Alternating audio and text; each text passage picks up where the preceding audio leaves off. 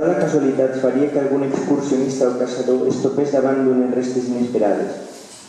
Restes anònimes que segur que el sobresaltarien.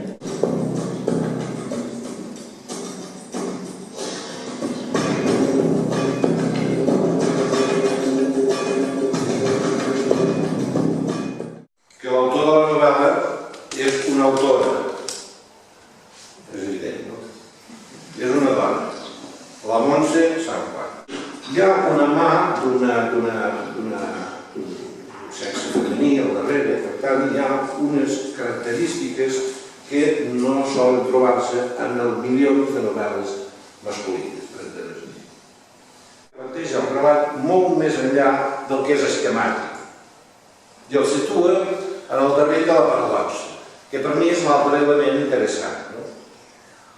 Si més no, una paradoxa inicial, que després s'intenta resoldre.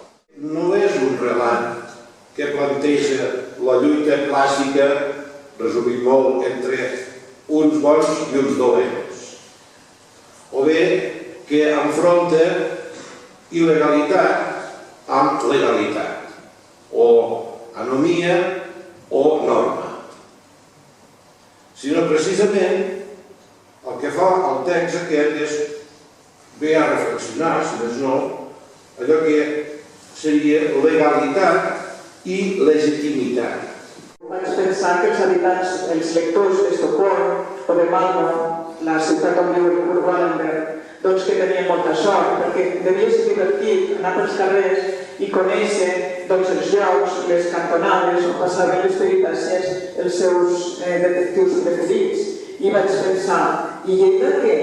I els lectors de Lleida què? També tenim